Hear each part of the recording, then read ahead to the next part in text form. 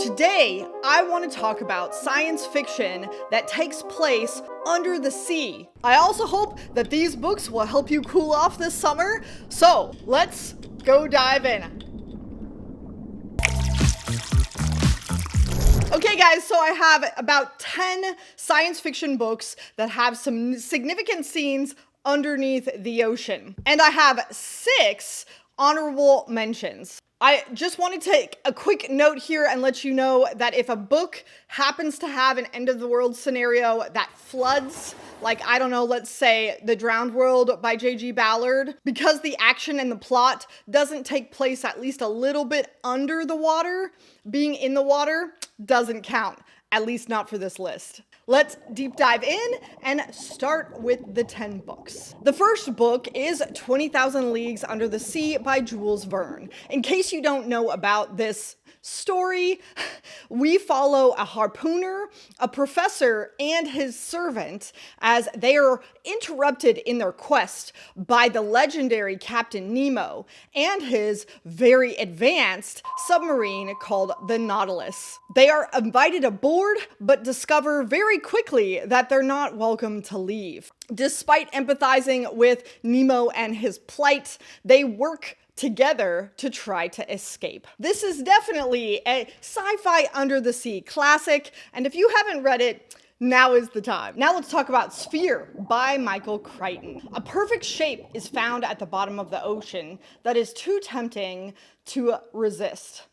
A team of scientists decide to go down and explore it, and the answers are beyond this world.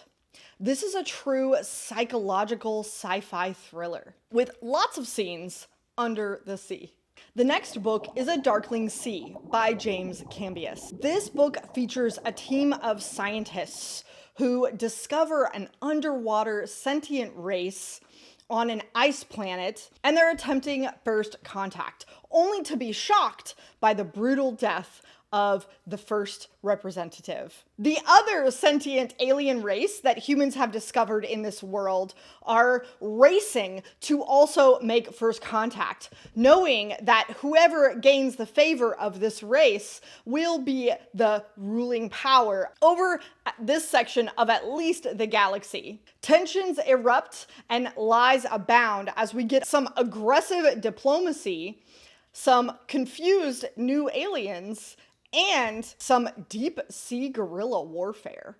This is a fun, action-packed book that read very much like a movie. Next is the book Camouflage by Joe Haldeman. This book starts off with an alien artifact being raised from the ocean. This artifact is of much interest to the humans of the planet, but also to the 2 non-human entities on Earth. We get alternating perspectives between the changeling, who wants to be left alone, incognito, to live out a semblance of a normal human life, and the chameleon, who wants to destroy the humans from the inside out. These 2 aliens battle it out under the radar of the humans of the planet. And both are trying to make it to the alien artifact, not only before each other, but also before the humans, because that might just give them a little bit of a clue about their own origins. This book was a classic battle between good and evil. There's a lot of really interesting scenes in this one, and I think it's kind of underrated. The next book is The Swarm by Frank Schatzing. If you haven't already heard me talk enough about this book, here we go again. This book is a combination of an eco-thriller combined with an oceanography textbook. I learned so much about oceans and currents and marine life from this book that I never learned in school. This book follows an Alaskan whale biologist, an oil company off the coast of Norway, and a journalist who's investigating eyeless crabs. And they all come together in this cohesive calamity of global proportions as the world slowly begins to have this apocalyptic event that begins to erupt from the ocean. This book has a little bit of a slow start, lots of education and setup. You don't quite see how all the threads are going to come together until that explosive second half of the book, which was all action. I highly recommend this one, despite the fact that it is a chunky book. Next is Neptune's Brood by Charles Stross. This is considered a second book, but it actually takes place 5,000 years after the first one, so it's not that big of a loss if you don't read the first. This book features a universe where humans are extinct, and sentient AI have really inherited what humans have left, their buildings and their culture. And we're following one particular AI known as Karina, who was made to be a companion to humans who are no longer around. She is tracking down her sister who has disappeared, and in the midst of a search starts getting chased by her own assassin. And accidentally she uncovers one of the biggest financial scams maybe in the universe. This book was a lot of fun, and there was a lot of self-discovery in this particular book. The next book on this list is The Kraken Wakes by John Wyndham. This book kind of reminded me a little bit of an early version of The Swarm, so if you want something that is similar but maybe not as long, I would pick this one up. At first, red dots began appearing in the sky and raining down into oceans.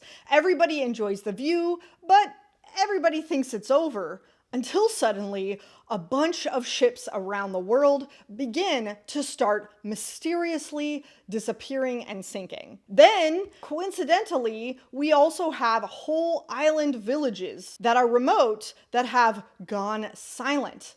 Upon further investigation, we discover that the entire tribe has then disappeared. Nobody knows what's going on. It takes a journalist duo that are married to start putting the pieces together.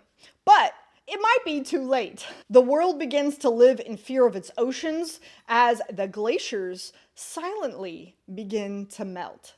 There is a lot of eco-thriller stuff going on in this book, and it was surprisingly a great adventure. So if you haven't read a John Wyndham, or if you have and you really like his style, this is a lesser known book that I was really pleasantly surprised by. Next is 3 Miles Down by Harry Turtledove. In the early 1960s, we follow Jerry Stieglitz, whose life is upended when a government official mysteriously offers him a perfect job with huge pay. He only has to give up his wedding for a few months. Unable to resist the temptation, despite his fiance's rage, he gets on to the ship, where he discovers that the job isn't what he thought, and he is tasked with investigating a alien spaceship that was found at the bottom of the ocean, right next to a wreck of a famous submarine. Through its investigation, they discover quite a bit about this starship, and then suddenly are released and terminated with extra pay and a CIA death warrant. What's a poor grad student to do? Let me give you a hint. The answer has to do with the Russians. This book was a super fun book that did have quite a few underwater scenes, but also had quite a lot of Cold War politics. So if you're interested in something of that era, this is definitely the book for you. Next, we have Starfish by Peter Watts. This is book 1 of a duology, I believe. In a grim future where humans are trying to harness geothermal power, an advanced corporation is sending down a bioengineered crew to be able to handle the pressure and the darkness that is at the bottom of the sea. Unfortunately, psychology dictates that the only people who are able to tolerate this, that won't go insane, have to be a little, say, mentally unstable / disturbed. So we follow Lenny and the crew who is chosen to go down to the bottom of the ocean, as it begins to reveal all the dark parts of their own pasts, all while trying to survive the depths and each other. And just as the crew starts going just a little bit native, they're then needed to prevent an entire global disaster. But can they be counted on to care about humanity? This book was very dark and atmospheric. If you're looking for something that really feels like Under the Ocean, this is the book for you. The next book is Mountain in the Sea by Ray Naylor. And this one, it just barely makes the list because of some of the underwater scenes. In this, sentient life is finally discovered in the universe, but it's in our own oceans. A rare octopus. The announcement of this discovery sets off a high-stakes competition between governments, corporations, scientists, and also AI.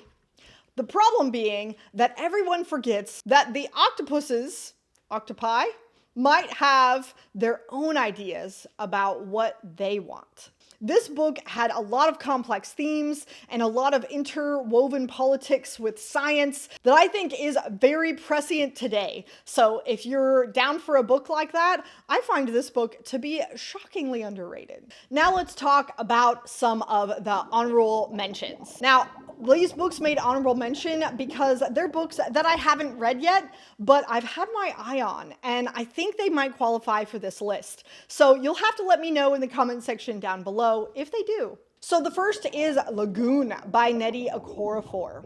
I've heard that this book is in response to her watching the movie District 9, which I'm very intrigued by. This book takes place off the coast of Nigeria, where something crashes into the ocean. And several people who witness it are drawn to that place where first contact may occur. And there are very different consequences than expected. Next is the book Whale Fall by Daniel Kraus. This book follows a teenage scuba diver who is looking for his father's missing body. Kind of depressing. When he gets swallowed by a sperm whale. Say what? And now, with only a few hours of oxygen left, he must survive the belly of the whale, very Jonas style, to hopefully survive the book. Next is The Deep by River Solomon. This one is kind of sci-fi fantasy-esque, but I'm still going to put it on here. This book follows Yetu, who is an underwater being who is a descendant of the pregnant African slaves that were thrown overboard during the time of slavery. And as the memory keeper of her village, she is forced to recall all of the awful memories that their descendants carried of slavery. And because she can no longer sleep or function, she decides to go into the world of humans to discover how truly terrible they really are. This book is a novella, and it kind of reminds me a little bit of The Giver, but then also has some interesting aspects to looking back at generational trauma and slavery, and I'm very interested in it. I'm not quite sure how many underwater scenes there are, but in case you're interested in something like this, here you go. Next is The Deep Range by none other than Arthur C. Clarke. In a future where humans rely on sea farming and the oceans for food, we're following Walter Franklin, a space engineer who, thanks to PTSD, is now afraid of space, and he takes up whale herding as a profession. This book is supposed to explore man's relationship to nature, to technology, and even a little bit of the meaning of life. This is one that's definitely on my TBR. Next is Medusa's Children by Bob Shaw. This book is set in an underwater world where survival is dependent on finding air bubbles or pockets in the ocean, and also avoiding the very violent tentacled Hora that might end up eating you. This book alternates between a futuristic Earth fisherman, his relationship to the ocean, and his encounters with some of these beings from this ocean world. there is a little bit of element of folklore and multiple universes in this story. Next, we have the book Playground by Richard Powers. This book follows Todd, who is an ocean lover who tells his story interspersed by the perspective of those around him. The story takes place on land and in the sea, and is more of a literary story, allegedly full of a lot of twists and turns and environmental themes, and it actually sounds pretty good. And that does it for all of the science fiction books that I know that take place potentially under the sea.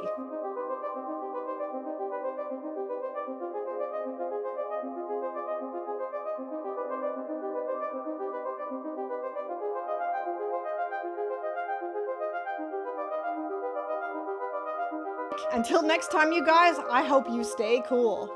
See ya in the next video.